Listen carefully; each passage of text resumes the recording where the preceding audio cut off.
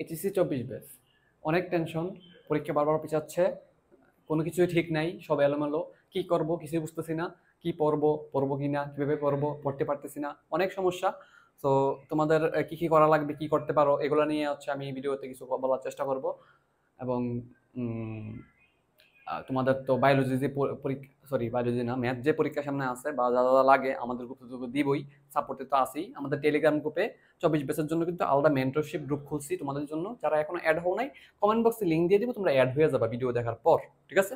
So এখানে কথাবার্তা হইলো যে ভাই তোমাদের আসলে এরকম অবস্থা হয়ে গেছে, কি করবো বুঝতেছো না, কিছুই বুঝতেছো না, ডান দিকে যাবো নাকি বাম দিকে যাবো কিছুই বুঝতেছো না। টেনশন, টেনশন হওয়াটা খুব বেশি স্বাভাবিক, বা পড়তে না পারাটা খুব বেশি স্বাভাবিক, মানসিক অবস্থা ঠিক থাকার কথা না।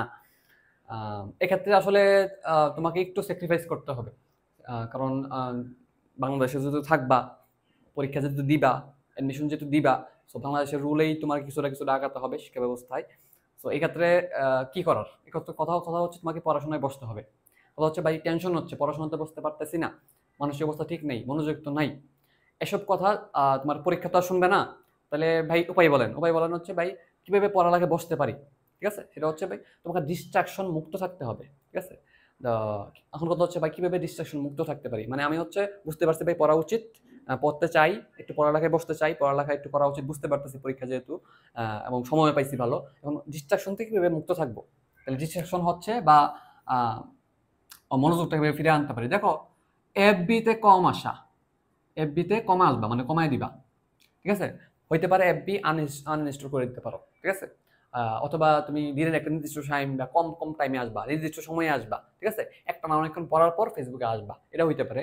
আর নাহলে ফেসবুকে আসবাই না, টেলিগ্রাম থেকে বা ইউটিউব থেকে আপডেট জানবা দেশের, ঠিক আছে? এটা একটা হইতে পারে। তাহলে ফেসবুকে কম আসা। এরপরে হইতে হইতে পারে সেটা হলো যে ইউটিউব থেকে ভিডিও ডাউনলোড করে রাখবা ক্লাস দেখার ক্ষেত্রে, ঠিক আছে?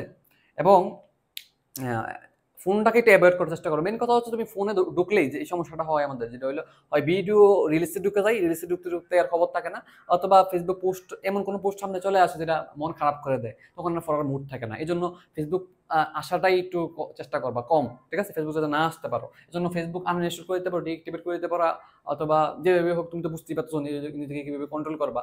সো এই একটু ফেসবুকটা একটু দূরে থাকতে হবে। এখন হচ্ছে ভাই এখন আর কি করবো, এবার হচ্ছে ঘুমের একটা সমস্যা, তোমরা হচ্ছে ঠিক সময়ে ঘুমাও না, এই জন্য পড়াশোনা কম হয়। সেটা হচ্ছে চেষ্টা করবা যে 12টার দিকে ঘুমাই যাওয়ার এবং সকালে ওঠার, এটাই সবচেয়ে উত্তম, এটাই সবচেয়ে বেস্ট।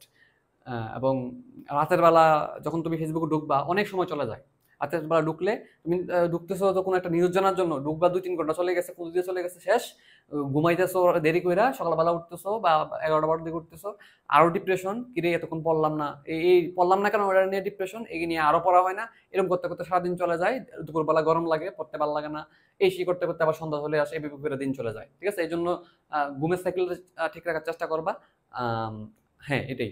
আচ্ছা, আর রাতের বেলা ফোন না ধরার চেষ্টা করবা, ঠিক আছে? আমাদের গ্রুপের জিনিসগুলো এগুলো তুমি টেলিগ্রাম গ্রুপে পেয়ে যাবা, প্লাস হচ্ছে চাইলে শেয়ার দিয়ে রেখে দিবা বা সেভ করে আলাদা একটা গ্রুপে রেখে দিতে পারো, আমাদের গ্রুপের যে কন্টেন্টগুলো যেগুলো দেয় পরীক্ষার জন্য।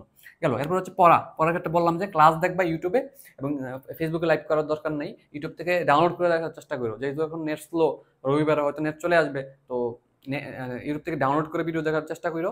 আর যদি এখনো ইউটিউবে না ঢুকতে পারো বা সমস্যা যদি হয়, মানে যে কোনো সমস্যার কারণে আমার ভিডিও দেখতে পারবা কিনা তাও জানি না, তো বা কতটুকু ভালো শোনা যাবে তাও জানি না, তো যদি দেখো আর কি ভিডিওটা, তাহলে ইউটিউব থেকে ডাউনলোড করে রেখো, এবং হচ্ছে কি বলে, এই তো ক্লাসগুলো ইউটিউবে ডাউনলোড করে রেখো। আর হচ্ছে উম, এই তো ফেসবুকে আসবা না, এই কথাগুলোই, ঠিক আছে? এগুলো করলেই হয়ে যাবে, সমস্যা হবে না।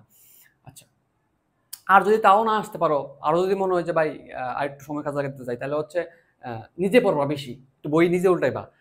আমরা সাধারণত ক্লাস করেই যাই, বই কজন পড়ে, এই জন্য বইগুলো নিজে নিজে উল্টাইও, কি কি আছে একটু অ্যানালাইজ করবা, নিজে নিজে দেখবা কি কি সৃজনশীল আসছে, কি ক খ আসছে, সব দেখবা।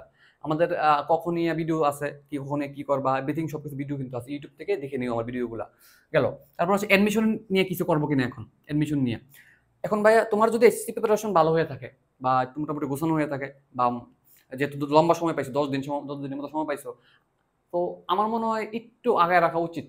যদি তোমার প্রিপারেশন ভালো হয়ে থাকে, এসএসসি প্রিপারেশন গোছানো হয়ে থাকে, বা সব সিলেবাসটা পড়া হয়ে থাকে, আমি হইলে পরে রাখতাম। আমার সময় আমি পড়ছিলামও, ঠিক আছে? আমার পরীক্ষার মাঝখানে তো 3-4 দিন গ্যাপ পড়ছিল, তখন পড়ছিলামও, ঠিক আছে? একটা মানসিক শান্তির জন্য, মেডিকেল এডমিশনের কথা বলতেছি, অন্য এডমিশনের জন্য না।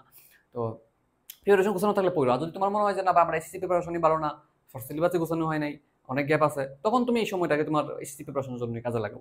আর যদি প্রিপারেশন একটু গোছানো থাকে, তখন তুমি মেডিকেল এডমিশনের জন্য একটু এক্সট্রা রাইটার না, ফুল সিলেবাসে দুই একটা চ্যাপ্টার দেখে রাখতে পারো, 4-5 চ্যাপ্টার যতটা পারো দেখে রাখবা। ইউটিউবে ভিডিও আছে সুন্দর মতো, দেখতে তো অসুবিধা নাই, 1-2 ঘন্টা ভিডিও দেখলে অসুবিধা কি, ঠিক না? একটু আগে রাখলেই ভালো, আগে রাখতে পারো।